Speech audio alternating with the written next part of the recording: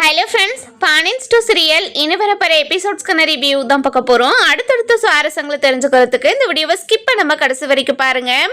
நம்ம கார்த்திகேயன் இருந்துட்டு அரசியோட வாழ்க்கையில் நடந்த எல்லா பிரச்சனையை பற்றியும் தெரிஞ்சுக்கிட்ட உடனே அரசியை கல்யாணம் பண்ணிக்கிட்டா இந்த ஊர் உலகத்தில் இருக்கிற எல்லாருமே நம்மளையும் தப்பாக பேசுவாங்க அப்படின்னு யோசித்து முடிவெடுக்க முடியாமல் அப்படியே தவிச்சுக்கிட்டு இருக்காரு. அப்போ தான் யோசிக்கிறாரு, இந்த ஊர் உலகத்துக்காக யோசித்து அரசியை எதுக்காக நம்ம தண்டிக்கணும், நமக்கு பிடிச்ச வாழ்க்கையை நம்ம தானே சந்தோஷமா வாழணும், தப்பே செய்யாம அவளுக்கு எதுக்காக நான் தண்டனையை கொடுக்கணும், நான் அரசியை தான் கல்யாணம் பண்ணிப்பேன், இந்த விஷயத்தை பத்தி நான் அரசிக்கிட்ட பேசணும், இப்பவே அவங்க வீட்டுக்கு போறேன் அப்படின்னு சொல்லி வீட்டுக்கு போறாங்க. போன உடனே நம்ம கார்த்திகேயனை குமார் பார்த்துறாரு. பார்த்த உடனே கார்த்திகேயன் கிட்ட வந்து, என்னடா அரசியை பற்றி எல்லா உண்மையுமே தெரிஞ்சதுக்கு அப்புறமும் இந்த வீட்டுக்கு வர உனக்கு வெக்கமாவே இல்லையா, இன்னொருத்த பொன்னாட்டி கூட வாழணும்னு ஆசைப்பட்டுக்கிட்டு இருக்கே, இங்கே பாருடா நீ எவ்வளோ பெரிய கேடு கட்டவனு எல்லாமே எனக்கு தெரியும், தெரிஞ்ச உடனே தான் அரசியை பார்க்கறதுக்காக நான் வந்திருக்கேன், அரசி எந்த ஒரு தப்புமே பண்ணாமல் இப்போ வரைக்கும் தண்டனை அனுபவிச்சுக்கிட்டு இருக்கா, அது மட்டும் இல்லாமல் அரசிக்கு கல்யாணமே ஆகக்கூடாது, அவள் கஷ்டப்பட்டுக்கிட்டே இருக்கணுன்றதுக்காக தானே நீ இப்படியெல்லாம் அரசியை பழி வாங்கறதுக்காக பண்ணிக்கிட்டு இருக்கன்னு எனக்கு நல்லாவே புரிஞ்சிருச்சு அப்படின்னு சொல்லி நம்ம கார்த்திகேயனும் குமாரும் சண்டை போட்டுக்கிட்டு இருக்கிறத பார்த்த அரசு இருந்துட்டு ரொம்பவே பதட்டமா ஓடி வந்து, இங்க பாருங்க எதுக்காக நீங்க சண்டை போட்டுக்கிட்டு இருக்கீங்க அப்படின்னு சொல்லி கேட்கவும், இங்க பாரு அரசி, உன்னை பத்தி தப்பா பேசிக்கிட்டே இருக்காயுமே, இங்க பாருடா எதுக்காகடா என்னோட வாழ்க்கையில இப்படி விளையாடிக்கிட்டு இருக்க அப்படின்னு சொல்லி கேட்கவும், இங்க பாருடி என் வாழ்க்கையில நீ விளையாடி இல்லையா, உன்னை கல்யாணம் பண்ணிக்கிட்டு உன்னை ராணி மாதிரி வச்சு சந்தோஷமா பார்த்துக்கணும்னு ஆசைப்பட்டேன், ஆனா நீ எவனையோ ஒருத்தவனை கல்யாணம் பண்ணிக்கிட்டு போய் இப்படி எனக்கு துரோகம் பண்ணிட்டல, அதனால தான் உன்னோட வாழ்க்கை நல்லாவே இருக்கக்கூடாதுன்னு நினைச்சு இப்படியெல்லாம் பண்ணிக்கிட்டு இருக்கேன், இனிமேலும் நான் விட மாட்டேன், உன் வாழ்க்கை நல்லாவே இருக்காதுடி, நீ லவ் பண்ணப்போ என் கூட சேர்ந்து போட்டோலாம் எடுத்துக்கிட்டல, அந்த போட்டோ எல்லாமே இப்போ வரைக்கும் என்கிட்ட இருக்கு, நீ மட்டும் எவனையாவது ஒருத்தனை கல்யாணம் பண்ணிக்கணும்னு நினைச்சனா அவங்கிட்ட எல்லாத்தையும் தப்பா எடிட் பண்ணி அவங்கிட்ட காட்டி உன்னோட வாழ்க்கையை நான் சீரழிக்க தாண்டி போறேன் அப்படின்னு சொல்லிக்கிட்டு இருக்காங்க. நம்ம அரசிக்கு பயங்கர கோவம் வந்தது. கார்த்திகேயனும் அடிக்க போறாரு. இங்க பாருங்க கார்த்திகேயன், நீங்க கொஞ்ச நேரம் அமைதியா இருங்க, நான் இவனை பாத்துக்கிறேன், இங்க பாருடா இது நாள் வரைக்கும் நான் என்னோட குடும்பத்துக்காக தான் உன்னை சும்மா விட்டு வச்சிருந்தேன், இனிமேலும் உன்னை சும்மா விட்டு வைக்கணும்ன்ற அவசியம் எனக்கு கிடையாது, இப்பவே போலீஸுக்கு கால் பண்றேனா, கால் பண்ணி உன்னை அரெஸ்ட் பண்ண வைக்கிறேனா இல்லையான்னு பாரு, இங்க பாருடி உன்னால முடிஞ்சதை பாத்துக்கோ, கண்டிப்பா இதெல்லாம் உன்னால முடியாதடி அப்படின்னு சொல்லி சவால் விடவும் நம்ம அரசு இருந்துட்டு அப்பவே போலீஸ்க்கு கால் பண்றாங்க. கால் பண்ணி போலீஸையும் வர வச்சிடறாங்க. நடந்த விஷயத்தெல்லாம் போலீஸ்கிட்ட சொல்லி, இங்க பாருங்க சார், என்னோட வாழ்க்கையில ஒவ்வொரு விஷயத்தையா இவன் கெடுத்து விட்டுக்கிட்டே இருக்கான், இவனால என் வாழ்க்கையை ரொம்ப மன உடைச்சலுக்கு ஆளாயிடுச்சு, நான் இப்போ இவ்வளோ கஷ்டப்பட்டுக்கிட்டு காரணமோ இவன் தான், இவனை இப்பவே அரெஸ்ட் பண்ணிட்டு போங்க சார் அப்படின்னு சொல்லவும், கண்டிப்பாமா இங்க பாருடா, பொண்ணுங்களை அரெஸ்ட் பண்றது எவ்வளோ பெரிய தப்புன்னு உங்களுக்கு தெரியுமாடா, வாழ்க்கை முழுக்க ஜெயில் தண்டனை கிடைக்கும் உனக்கு, நீ பண்ணிருக்க தப்புக்கு இந்த பொண்ணு கம்ப்ளைண்ட் கொடுத்துருக்கு, இனிமே நீ வெளியே வராத அளவுக்கு நான் பண்றேனா இல்லையான்னு பாரு அப்படின்னு சொல்லி போலீஸ் இருந்துட்டு நம்ம குமாரை அரெஸ்ட் பண்ணுவோம். என்னடி இங்க பாருடி, ஒழுங்கு மரியாதை போலீஸ் கிட்ட சொல்லி என்னை விட சொல்லுடி, இங்க பாருடா இனிமே உனக்கு பரிதாபம் பார்த்து கண்டிப்பா நான் உன்னை விடவும் மாட்டேன், உன்னை பெயிலையும் எடுக்க மாட்டேன், இந்த கேஸையும் வாபஸ் பண்ண மாட்டேன், உங்க வீட்டுல இருந்து யாரும் என் காலில் வந்து விழுந்தா கூட கண்டிப்பா இந்த கேஸை நான் வாபஸ் பண்ணவே மாட்டேன்டா, நீ இனிமே ஜெயிலில் இருந்து கஷ்டப்படுடா, அப்பதான் நீ பண்ண தப்புக்கு தண்டனை நீ அனுபவிச்சே ஆகணும், அப்பயாவது நீ பண்றதெல்லாம் தப்புன்னு உனக்கு புரியுதா இல்லையான்னு பார்ப்போம் அப்படின்னு சொல்றாங்க. ஒரு நிமிஷம் நில்லுடா, இவரை நான் கல்யாணம் பண்ணிக்க கூடாதுன்னு தானே இவ்வளோத்தையும் நீ பண்ண, ஆனா இவர் என்னை கல்யாணம் பண்ணிக்கணுன்றதுக்காக தான் இவ்வளோ தூரம் என்னை தேடி வந்திருக்காரு அப்படின்ற விஷயம் எனக்கு தெரியும், நான் இவரை கல்யாணம் பண்ணிக்கிட்டு சந்தோஷமா தான் வாழ போறேன், அதை பார்த்து நீ வயிறு எரிய தாண்டா போற அப்படின்னு சொல்றாங்க. இதை பார்த்த உடனே நம்ம குமாருக்கு பயங்கர கோவம் வருது. நம்ம குமாரை அரெஸ்ட் பண்ணிட்டு போற விஷயம், அதாவது எதிர் வீட்டுக்கு நம்ம சத்திவேல் முத்துவேலு யாருக்குமே தெரியாது. நம்ம குமாரை அரெஸ்ட் பண்ணி கூட்டிட்டு போய் ஜெயில உட்கார வச்சிடறாங்க. இந்த பக்கம் நம்ம கார்த்திகேயன் இருந்துட்டு, இங்க பாரு அரசி, நீ இவ்வளோ போல்டா இருக்க, இவ்வளோ நல்ல பொண்ணாவும் இருக்க, ஆனா தெரியாம ஒரு விஷயத்த பண்ணதுனால உன்னோட வாழ்க்கையில எவ்வளோ பிரச்சனையெல்லாம் ஆயிருச்சு, அதனால இப்போ வரைக்கும் நீ தண்டனை அனுபவிச்சுக்கிட்டு இருக்க, இனிமேலும் நீ தண்டனை அனுபவிக்கணுன்ற அவசியம் உனக்கு இல்லை, வா இப்பவே உன்னை என்னோட வீட்டுக்கு கூட்டிகிட்டு போய் என் அப்பா அம்மா கிட்ட உன்னை பற்றி எல்லா விஷயத்தையும் சொல்கிறேன். அதுக்கப்புறமா அவங்க என்ன முடிவு எடுக்கிறாங்கன்னு பார்ப்போம் அப்படின்னு சொல்லவும், அதுக்கப்புறம் நம்ம பாண்டியன் கிட்ட போயிட்டு பெர்மிஷன் கேட்குறாங்க. பாண்டியனும் போயிட்டு வாமா அப்படின்ற மாதிரி பெர்மிஷனும் கொடுத்துட்றாங்க. அதுக்கப்புறம் நம்ம கார்த்திகேயன் இருந்துட்டு அரசியோட கையை பிடிச்சிக்கிட்டு போகிறாரு. போன உடனே நம்ம கார்த்திகேயனோட அம்மா இருந்துட்டு நம்ம அரசியோட கையை பிடிச்சிக்கிட்டு கார்த்திகேயன் நடந்து வரதை பார்த்துட்டு பயங்கரமாக ஷாக் ஆயிடுறாங்க. டே, என்னடா பண்ணிட்டு வர நீ? இங்க பாருடா, இந்த இந்த குடும்பத்துல பொண்ணு எடுக்க வேண்டாம் தானே அன்னைக்கே அங்கிருந்து உன்னை கூட்டிட்டு வந்தோம். எதுக்காகடா திரும்ப திரும்ப அந்த குடும்பத்துக்கிட்ட போய் மாட்டிக்கிறே? இப்படிப்பட்ட குடும்பத்துல நமக்கு பொண்ணு வேண்டாண்டா. எதுக்காகடா இப்படி எல்லாம் பண்ணிக்கிட்டு இருக்க? இங்க பாருங்கம்மா, ஒரு பொண்ணை பத்தி முழுசா தெரியாம நம்ம அந்த பொண்ணை பத்தி தப்பா பேசுறது அது ரொம்ப ரொம்ப தப்புமா. அரசி மேல எந்த ஒரு தப்புமே இல்லைம்மா அப்படின்னு அரசி வாழ்க்கையில நடந்த எல்லா பிரச்சனையுமே ஒன்று விடாம அவங்க வீட்டில் இருக்கிறவங்க கிட்ட சொல்றாங்க. நம்ம கார்த்திகேயனோட மாமா இருந்துட்டு, இங்க பாரு கார்த்திகேயா, அவங்க குடும்பத்துல என்ன பிரச்சனையோ ஏது பிரச்சனையோ தெரியாது. ஆனா ஊர் உலகத்துக்கு அவ ஃபர்ஸ்ட் கல்யாணம் பண்ணிக்கிட்டா. இப்போ நீ கல்யாணம் பண்ணிக்கிட்டனா ரெண்டாதாரம் தான் உன்னை சொல்லுவாங்க. அப்படி ஒரு வாழ்க்கை உனக்கு தேவையா அப்படின்னு சொல்லவும், இங்க பாருங்க மாமா, ஊர் உலகத்துக்காக நான் என்னோட வாழ்க்கைய தியாகம் பண்ண முடியுமா? இங்க பாருங்க, நான் அரசி கூட தான் வாழணும்னு நினைக்கிறேன். அரசிக்கிட்ட வந்த ஃபீல், அதே மாதிரி அவளை பார்த்த மாதிரி வேற எந்த பொண்ணையும் நான் பார்த்ததே கிடையாது. உங்க காலில் கூட விழுறேன், அரசி எனக்கு கல்யாணம் பண்ணி வைங்க அப்படின்னு சொல்றாங்க. அந்த நேரம் பார்த்து நம்ம பாண்டியன் இருந்துட்டு தன்னோட அப்பா அம்மா கிட்ட அரசிக்காக நம்ம கார்த்திகேயன் காலில் விழுறத பார்த்துட்டு நம்ம பாண்டியனுக்கு ஒரு மாதிரி எமோஷ்னலா ஆயிடுது. அதுக்கப்புறம் என்ன, நம்ம பாண்டியன் இருந்துட்டு கார்த்திகேயனோட அப்பா கிட்டேயும் அம்மா கிட்டேயும் போய், இங்க பாருங்க, உங்க பையனை என் பொண்ணை கல்யாணம் பண்ணிக்க சொல்லி நாங்கள் சொல்லவே கிடையாது. இப்போ வரைக்கும் அரசியை கல்யாணம் பண்ணிக்கிறேன்னு உங்கள் பையன் தான் சொல்லிக்கிட்டு இருக்காரு. என் பொண்ணு எந்த ஒரு விருப்பமும் சொல்ல கிடையாது. வீட்டில் என்ன சொல்கிறாங்களோ அதுபடியே நான் நடந்துக்கிறேன்னா இப்போ வரைக்குமே சொல்லிக்கிட்டு இருக்கா. அப்படி இருக்கிறப்போ என்னோட பொண்ணு மேலே நீங்கள் எப்படி தப்பு சொல்லலாம்? இங்கே பாருங்க, உங்கள் பையனை என் பொண்ணுக்கு கட்டி கொடுங்கலாம் கேட்கல, ஆனால் என் பொண்ணை பற்றி தப்பாக பேசாதீங்க. அப்போ இருந்த சூழ்நிலையில் என் பொண்ணு என் குடும்பமான போயிடக்கூடாதுன்றதுக்காக அப்பா அம்மா பேரை காப்பாற்றணுன்றதுக்காக தான் இப்படி ஒரு விஷயத்தையே பண்ணியிருக்கா. ஆனால் அவளோட வாழ்க்கையை துளி கூட யோசிச்சு பார்க்காம இப்படியெல்லாம் பண்ணிட்டான். அவள் மட்டும் அப்படி பண்ணாமல் இருந்திருந்தானா அவளோட வாழ்க்கை இப்போ சந்தோஷமாக நிம்மதியாக இருந்திருக்கும்.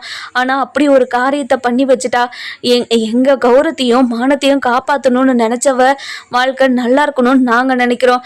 நீங்க என்ன முடிவு எடுத்தாலும் சரி, அதுக்கு நாங்க கட்டுப்படுறோம். ஆனா நீங்க என் பொண்ணை பத்தி தப்பா மட்டும் பேசாதீங்க அப்படின்னு சொல்றாங்க. நம்ம கார்த்திகேயன் இருந்துட்டு, இங்க பாருங்கப்பா, நீயும் பாருமா, அரசி ரொம்ப ரொம்ப நல்ல பொண்ணுமா. அவளை பார்த்த வரைக்குமே பார்த்ததுலேருந்து இப்போ வரைக்குமே அவ ஒரே மாதிரி தான் இருக்கா.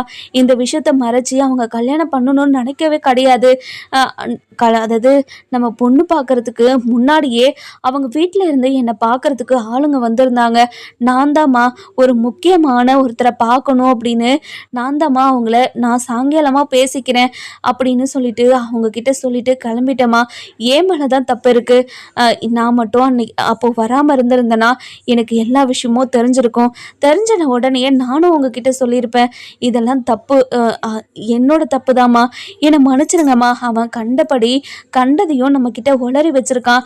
அவன் பொறுக்கிமா இந்த குடும்பத்தை பழி வாங்கறதுக்காக இப்படி ஒரு காரியத்தை பண்ணியிருக்கான். நீங்க புரிஞ்சுக்கணுமா, அரசி ரொம்ப ரொம்ப நல்ல பொண்ணுமா. ஏமா புரிஞ்சுக்காம இப்படியெல்லாம் என்னை கஷ்டப்படுத்திக்கிட்டு இருக்கீங்க? எந்த ஒரு விஷயத்துலையுமே என்னை இவ்வளோ கெஞ்ச விட்டதே இல்லையேம்மா. எதுக்காக இந்த விஷயத்துல மட்டும் என்னை கெஞ்ச விட்டுக்கிட்டு இருக்கீங்க? இங்க பாருடா, உன்னை தாளாட்டி சீராட்டி இவ்வளோ தூரம் வளர்த்து விட்டதுக்கு நீ இப்படி ஒரு பொண்ணை கல்யாணம் இப்படி ஒரு கல்யாணத்தை பண்ணுறதுக்காகவா நாங்கள் இப்படி ஒரு பையனை பெற்று வளர்த்தோம்? இங்கே பாருங்கம்மா, இங்கே பாருடா, இந்த விஷயத்தில் எனக்கு முடிவெடுக்கிறதுக்கு கொஞ்சம் டைம் தேவை. இங்கே பாருங்கள், உங்கள் பொண்ணை நாங்கள் தப்பாலாம் பேசலை, இருந்தாலும் இந்த விஷயத்தில் முடிவெடுக்கிறதுக்கு எங்களுக்கு கொஞ்சம் டைம் வேணும். அதனால் நீங்கள் எனக்கு கொஞ்சம் டைம் மட்டும் கொடுக்குறீங்களா அப்படின்னு சொல்லி கேட்கவும், தாராளமாக நீங்கள் டைம் எடுத்துக்கோங்க. ஆனால் நீங்கள் என்ன முடிவு எடுத்தாலும் என் பொண்ணை பற்றி நீங்கள் தப்பாக மட்டும் நினைக்காதீங்க, அது மட்டும் போதும் அப்படின்னு சொல்லி நம்ம அரசியை கூட்டிட்டு கிளம்பிடுறாங்க. இன்னொரு பக்கம் பார்த்தீங்கன்னா, நம்ம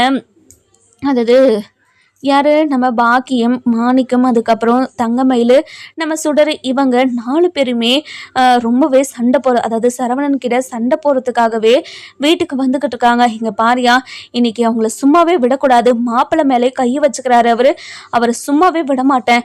அவர் முன்னாள் மாப்பிள்ளையா இருக்கலாம், ஆனா இனிமே எனக்கு மாப்பிள்ளைன்றது சுடரோட வீட்டுக்காரர் மட்டும்தான். அவர் மேலே கையை வச்சிருக்காரு, சும்மாவே விடக்கூடாது அப்படின்னு சொல்லிட்டு சண்டை போறதுக்காக போறாங்க.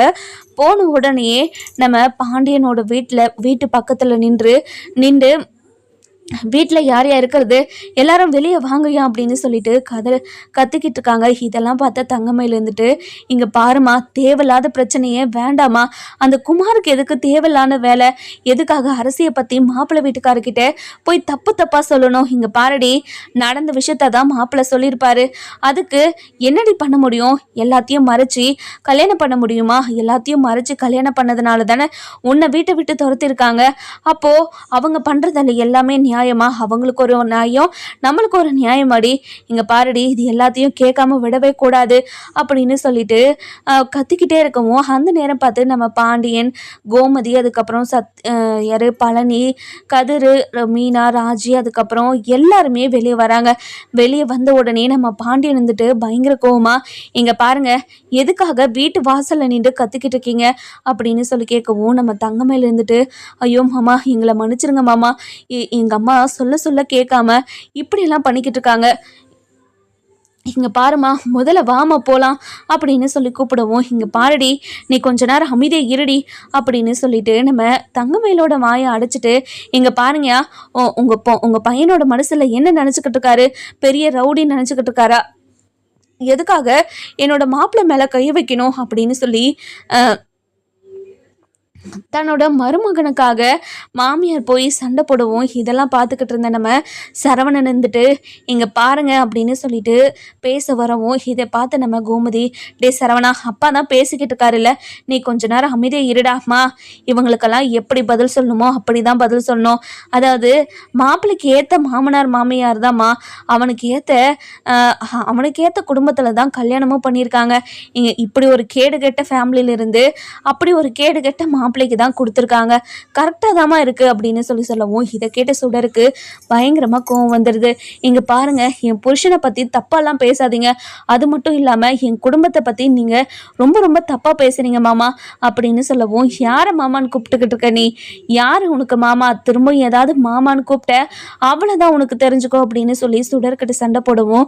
இதெல்லாம் கேட்டுக்கிட்டு இருந்த பழனி இருந்துட்டு, இங்கே பாருப்பா சரவணா, நீ கொஞ்ச நேரம் அமைதியாயிரு, இங்கே பாருமா சுடரு, எதுக்காகமா உங்க வீட்டுல இருந்த ஆளுங்களெல்லாம் கூட்டிட்டு வந்து இங்க சண்டை போட்டுக்கிட்டு இருக்க, இது உனக்கே நியாயமா இருக்கா, எதுக்காகமா இப்படி எல்லாம் பண்ணிக்கிட்டு இருக்க, இங்க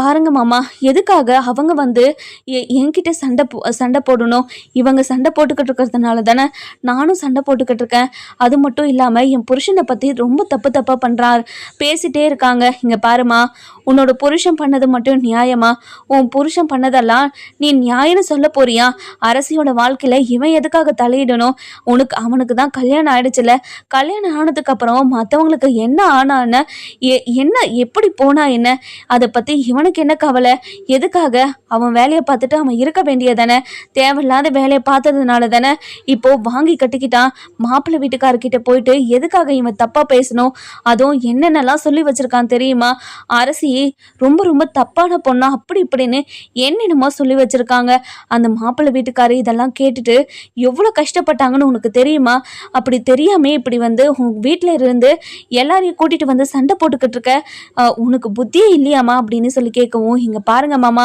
மாப்பிள்ளை வீட்டுக்காரர்கிட்ட இல்லாத ஒன்றும் சொல்லலையே, இருக்கிறத தானே எல்லாத்தையும் சொல்லியிருக்காரு, அப்படி இருக்கிறப்போ என் புருஷன் மேலே யாராவது கையை வச்சுங்க, அவ்வளோதான் உங்களுக்கு மரியாதை அப்படின்னு சொல்லி நம்ம சுடர் வந்துட்டு சண்டை போட்டுக்கிட்டு இருக்கோம். அந்த நேரம் பார்த்து நம்ம அரசி வராங்க. அரசி வந்த உடனே, இங்கே பாரு, உன் புருஷன் என் வாழ்க்கையில் எதுக்காக தலையிடுறான், என் வாழ்க்கையில் தலையிட்டதுனால உன் புருஷன் இப்போது ஜெயில் தண்டனை அனுபவிச்சுக்கிட்டு இருக்கான், உனக்கு தெரியாதா, தெரியாமல் வந்து இப்படி சண்டை போட்டுக்கிட்டு இருக்க, உன் புருஷனை போய் ஜெயிலில் பாரு, ஜெயிலில் களி தின்னுக்கிட்டு இருப்பான் அப்படின்னு சொல்கிறாங்க. இதை கேட்ட உடனே நம்ம பாக்கியம், அதுக்கப்புறம் தங்கமயில் எல்லாருமே பயங்கரமாக ஷாக் ஆயிடுறாங்க. ஓ, இந்த விஷயம் தெரியாம தான் இவங்க வந்து இங்கே சண்டை போட்டுக்கிட்டு இருக்காங்களா அப்படின்னு செந்தில் ஒரு பக்கமும், அதுக்கப்புறம் நம்ம மீனா இருந்துட்டு, ஏங்க நீங்கள் கொஞ்ச நேரம் அமைதியாக இருங்க, அவங்க தான் தேவையில்லாத பேசிக்கிட்டு இருக்காங்கன்னா நீங்களும் எதுக்காகங்க அவங்க கூட சேர்ந்து பேசிக்கிட்டு இருக்கீங்க, கொஞ்ச நேரம் அமைதியாக இருங்க. இங்கே பாரு மீனா, இவங்க கிட்டலாம் எப்படி பேசணுமோ அப்படி தான் பேசணும். அந்த பொறுக்கி நாய் இனிமே வெளியவே வரமாட்டா. தன்னோட பொண்ணோட வாழ்க்கை இனிமே வாழா வெட்டியாக தான் இருக்க போகுது. அதை நினச்சி பூரிச்சு சந்தோஷத்தில் இருப்பாங்க அவங்க அப்படின்னு சொல்லவும், இங்கே பாருங்க, என் மாப்பிள்ளைக்கு மட்டும் ஏதாவது ஆச்சு, உங்கள் குடும்பத்தில் இருக்கிறவங்கள ஒருத்தரை கூட நான் சும்மா விட மாட்டேன், என்ன பண்ணுறேன்னு மட்டும் பாருங்க அப்படின்னு சொல்லிட்டு திரும்ப எதிர் வீட்டுக்கு போகிறாங்க. போன உடனே நம்ம அதாவது பாக்கியம் இருந்துட்டு பயங்கர கோவமாகவும் ஆவேசமாகவும் கத்திக்கிட்டு இருக்கவும், அதுக்கப்புறம் முத்துவேல் சத்திவேலு நம்ம அப்பத்தா வடிவு மாறி அப்படின்னு சொல்லி எல்லாருமே வெளியே வராங்க. வெளியே வந்த உடனே உள்ள உக்காந்துக்கிட்டு நீங்க என்ன பண்ணிக்கிட்டு இருக்கீங்க, மாப்பிள்ளைய தூக்கிட்டு போய் ஜெயில உட்கார வச்சிருக்காங்களா, இந்த விஷயம் உங்களுக்கு தெரியுமா தெரியாதா அப்படின்னு சொல்லி கேட்கவும், இதை கேட்டு நம்ம சத்துவேலுக்கு பயங்கரமா ஷாக் ஆயிடுறாங்க. என்ன சம்மந்தி சொல்றீங்க நீங்க, குமாரை தூக்கிட்டு போய் ஜெயில உட்கார வச்சிருக்காங்களா, யாரு உட்கார வச்சது, யாரு, உன் அண்ணன் உன் தங்கச்சி பொண்ணு தான் மாப்பிள்ளை மேல கம்ப்ளைண்ட் கொடுத்து கேஸை போட்டு இப்போ ஜெயில உட்காந்துக்கிட்டு இருக்கான், இந்த விஷயம் தெரியாம நீங்க வீட்டுக்குள்ள இருக்கீங்களா அப்படின்னு சொல்லி கேட்கவும், இந்த விஷயம்லாம் எங்களுக்கு தெரியவே தெரியாது, இப்போ நான் உடனே அதாவது போலீஸ் ஸ்டேஷனுக்கு போகிறேன் அப்படின்னு சொல்லிட்டு ரொம்ப பதட்டமாக வீட்டில் இருக்கிற எல்லாருமே போலீஸ் ஸ்டேஷனுக்கு போகிறாங்க. போலீஸ் ஸ்டேஷனுக்கு போன உடனே நம்ம குமார் இருந்துட்டு ஜெயில் லாக்அப்பில் உட்காந்துக்கிட்டு இருக்கிறத பார்த்துட்டு சத்துவேலுக்கு அப்படியே உயிரே போயிடுது. குமார், என்ன குமார், எதுக்காக உன்னை அரெஸ்ட் பண்ணி கூட்டிகிட்டு வந்திருக்காங்க, அப்பா இங்கே பாருங்கப்பா, அந்த அரசி போலீஸ்க்கு ஃபோன் பண்ணி என் மேலே கம்ப்ளைண்ட் கொடுத்து என்னை அரெஸ்ட் பண்ண வச்சுட்டாப்பா, இனிமே வாழ்க்கை முழுக்க என்னை வெளியவே விடமாட்டேன்னு சொல்லிட்டு ஸ்ட்ராங்கான கேஸ் எல்லாம் போட்டு எஃப்ஐஆரும் போட்டிருக்காங்கப்பா, எனக்கு பயமா இருக்குப்பா, என்னை வெளியவே விடமாட்டாங்களாப்பா, அந்த குடும்பத்தில் இருக்கிற எல்லாரும் என்னை பழி வாங்கிட்டாங்கப்பா அப்படின்னு சொல்லி பயங்கரமா அழுதுகிட்டே பேசுவோம். இங்க பாருடா குமார், எவ்வளோ செலவானாலும் பரவாயில்லடா, உன்னை நான் வெளியே எடுத்தே தீருவேன், நீ கவலைப்படாதடா அப்படின்னு சொல்லவும், அதுக்கப்புறம் நம்ம முத்துவேல் கிட்ட போயிட்டு, அண்ணா இங்க பாருங்கண்ணே, உன் தங்கச்சி அந்த ஓடுகாலி பொண்ணு எப்படி என் பையனை ஜெயிலில் உட்கார வச்சிருக்கான்னு பாருங்கண்ணே, இனிமேலும் அந்த குடும்பத்தில் இருக்கிறவங்கள சும்மா விடக்கூடாதுண்ணே, நீங்கள் எப்படியாவது ஃபஸ்ட்டு குமாரை வெளியே எடுங்க அப்படின்னு சொல்லி நம்ம சத்திவேல் பாட்டுக்கு பேசிக்கிட்டே இருக்கவும், இதை கேட்டு நம்ம முத்துவேல் இருந்துட்டு, இங்கே பாரு சத்தி, குமார் இனிமேல் வெளியே வர்றதை பற்றி நீ யோசிக்காத, அதே மாதிரியே உன் பையனை நான் வெளியே எடுக்க போகிறதும் கிடையாது அப்படின்னு சொல்கிறாங்க. அண்ணே என்னென்ன சொல்கிறீங்க நீங்கள், இங்கே பாரு சத்தி, நான் உன் பையனுக்கும் உனக்கும் சரி எத்தனையோ முறை அந்த குடும்பத்தில் இருக்கிறவங்க கிட்ட பிரச்சனைக்கு போகாத, தேவையில்லாத சண்டையெல்லாம் பிரச்சனையை வச்சுக்காதன்னு சொல்லி 1000 முறை சொல்லியிருப்பேன், ஆனால் அதில் ஒரு முறை கூட நீங்கள் 2 பேரும் கேட்டதே கிடையாது. அப்படி இருக்கிறப்போ நீங்கள் பாட்டுக்கு ஏதாவது பிரச்சனையை இழுத்துட்டு வந்து விடுவீங்க, அதை சரி பண்ணி விடணுமா, நான் கண்டிப்பாக இனிமேல் உன் பையனை பற்றி நான் கவலைப்படுறது கிடையாது, சொல்கிற பேச்சை கேட்காத எல்லாரும் தண்டனை அனுபவிச்சு தானே ஆகணும், உப்பு தின்னவன் தண்ணியை குடிச்சுதான் ஆகணும், அதனால உன்னோட பையன் தண்டனை அனுபவிச்சுட்டு தான் வரணும் அப்படின்னு சொல்றாங்க. இங்க பாருங்கண்ணே, நீங்க இப்படியெல்லாம் பேசுவீங்கன்னு சத்தியமா நான் எதிர்பார்க்கவே இல்லைண்ணே அப்படின்னு சொல்லுவோம். நம்ம பாக்கியம் இருந்துட்டு, என்ன என் மாப்பிள்ளைய வெளியே எடுக்க மாட்டீங்களா, இங்கே பாருங்க, என் மாப்பிள்ளைய மட்டும் நீங்கள் வெளியே எடுக்கலை, கண்டிப்பாக இங்கே நடக்கிறதே வேற, நான் எல்லாரையும் உண்டு இல்லைன்னு ஆக்கிடுவேன், என் பொண்ணை பார்த்தா உங்களுக்கெல்லாம் எப்படி தெரியுது, இப்போ தானே கல்யாணம் பண்ணிக்கிட்டு வந்தா, அதுக்குள்ளே என் பொண்ணோட வாழ்க்கை இப்படி ஒண்டு கட்டியாக மாறணுமா, அதுக்கு நான் விடவே மாட்டேன், இங்கே பாருங்க, என் பொண்ணுக்காகவாது என் மாப்பிள்ளைய ஜெயிலை விட்டு ஜெயிலில் இருந்து எடுப்பீங்களா எடுக்க மாட்டீங்களா அப்படின்னு சொல்லவும், இதை கேட்ட உடனே இங்கே பாருங்க, கல்யாணம் ஆயிருக்கு, இனிமே தன்னை நம்பி வந்தவளை தான் பத்திரமா பார்த்துக்கணுன்ற எண்ணம் ஓ மாப்பிள்ளைக்கு வரணும், அந்த எண்ணம் ஓ மாப்பிள்ளைக்கே வரல, அப்படி இருக்கும்போது எதுக்காக நான் அவனை போய் வெளியெடுக்கணும், இங்கே பாராத்தா, என்னாலலாம் உன்னோட பேரனை வெளியே எடுக்க முடியாது, நீங்கள் யார் என்ன சொன்னாலையும் அதை என்னால் செய்யவும் முடியாது, ஏற்கனவே வக்கீல்கிட்ட பேசிதான் இவனை வெளியே எடுத்துகிட்டு வந்தோம், எந்த பிரச்சனைக்கும் போக மாட்டேன்னு கையெழுத்து போட்டு போட்டு தான் வந்தான். இனிமே ஏதாவது பிரச்சனையில் ஜெயிலுக்கு அதாவது உன் மேலே கேஸ் வந்துச்சுன்னா கண்டிப்பாக ஸ்ட்ராங்காக உன் மேலே கேஸ் ஏறி இனிமே அதாவது பெயிலே கிடைக்காத மாதிரி ஆகிடும். அதனால நீ எந்த பிரச்சனைக்கும் போகக்கூடாதுன்னு அவனுக்கு சொல்லி தான் கூட்டிகிட்டு வந்தோம். ஆனால் திரும்பவும் இப்படி ஒரு பிரச்சனையை பண்ணி வச்சுருக்கான். இதுக்கப்புறமும் அவனை வெளியே எடுக்கணுன்ற அவசியம் எனக்கு கிடையாதாதான், என்ன வேணாலும் பண்ணிக்கிட்டோம் அவங்க அப்படின்னு சொல்லவும், என்னென்ன முழுசாக அவங்க பக்கம் திரும்பிட்டியாண்ணா நீ? இப்போது உங்களோட தங்கச்சி மட்டும்தான் உங்கள் கண்ணுக்கு தெரியிறான் அப்படி தானே? உன் தங்கச்சியை மட்டும் தலையில் தூக்கி வச்சு கொண்டாடின உன்னோட மருமகன் உனக்கு பெருசாக போயிடுச்சாங்கல்ல. என் பையனை அம்போன்னு நடுத்தெருவில் விட்டுட்டீங்களே. உங்களை யாரையும் நான் சும்மா விட மாட்டேனே, யாரையும் சும்மா விட மாட்டேன். என் பையனுக்கு இப்படி ஒரு தண்டனையை கொடுத்துட்டீங்களே, உங்களை யாரும் நான் சும்மாவே விட மாட்டேன். என்ன பண்ண போகிறேன்னு மட்டும் பாருங்க அப்படின்னு பயங்கர கோபத்தில் இருக்கவும், அதுக்கப்புறம் நம்ம அதாவது அரசிக்கிட்ட போயிட்டு, இங்கே பாருமா அரசி, நீ குமார் மேலே கேஸ் கொடுத்துருக்கணுமா? இங்கே பாருங்கம்மா, நான் இதுக்கு மேலே பொறுமையெல்லாம் இருக்க முடியாதுமா. ஏற்கனவே அவன் மேலே இருந்த கேஸை வாபஸ் பண்ணது எவ்வளோ பெரிய தப்புன்னு நான் புரிஞ்சுக்கிட்டேன். திரும்ப அவன் பண்ணுறதெல்லாம் பார்த்துக்கிட்டு என்னால் அமைதியெல்லாம் இருக்க முடியாது. ஒவ்வொரு நாளும் ஏதாவது ஒன்று சொல்லி என்கிட்ட பிரச்சனை பண்ணிக்கிட்டே தான் இருக்கான். அப்படி இருக்கும்போது எதுக்காகம்மா நான் பொறுமையாக இருக்கணுன்ற அவசியம் எனக்கு கிடையாதுமா அப்படின்னு சொல்கிறாங்க. அந்த நேரம் பார்த்து சக்திவேல் இருந்துட்டு கோமதி கிட்ட போயிட்டு, இங்கே பாரு உன்னோட பொண்ணு ஒழுங்கு மரியாதை போய் கேஸை வாபஸ் பண்ண சொல்லு, இல்லைன்னா இங்கே நடக்கிறதே வேற அப்படின்னு சொல்லவும், என்ன பண்ணுவ நீ? என்ன பண்ணுவேன்னு கேட்குறேன். உன் பையன் பண்ண பொறுக்கி வேலைக்கு இதை தான் பண்ணுவாங்க, வேற என்னத்தை பண்ணுவாங்க? உன் பையன் பண்ணதுக்கு கண்டிப்பாக அவன் தண்டனையை அனுபவிச்சே ஆகணும். அதனால தான் என் பொண்ணு இப்படி ஒரு தண்டனையை அவனுக்கு கொடுத்துருக்கா. வாழ்க்கை முழுக்க இனிமே அவன் ஜெயிலில் தான் இருக்கணும் அப்படின்னு சொல்லவும், இங்கே பாருங்க, நீங்கள் மட்டும் இந்த கேஸை வாபஸ் பண்ணலைன்னா கண்டிப்பாக உங்களுக்கு ஏதாவது பண்ணிடுவேன். இங்கே பாரு, நீ ஏதாவது எங்களை மிரட்டுற அப்படின்னு போலீஸுக்கு தெரிஞ்சது உன்னை சும்மாவே விட மாட்டாங்க அப்படின்னு சொல்லவும், கோமதி நீ கொஞ்ச நேரம் அமைதியாக இரு கோமதி. இங்கே பாருங்க, உங்கள் பையன் மேலே இருந்த கேஸை ஏற்கனவே வாபஸ் பண்ணதுனால தான் என் பொண்ணுக்கு பெரிய நல்லதாக உன் பையன் பண்ணிட்டான். இதுக்கப்புறமும் உன் பையன் மேலே இருக்கிற கேஸை எங்களால் வாபஸ் பண்ண முடியாது. உங்களால் என்ன பண்ண முடியுமோ பண்ணிக்கோங்க அப்படின்னு நம்ம பாண்டியன் இருந்துட்டு சக்திவேல் கிட்ட சொல்லவும், சக்திவேல் இருந்துட்டு ரொம்பவே கோவமாக தன்னோட பையனை வெளியே எடுக்க முடியாமல் திக்கி திணறி போயிருக்காரு.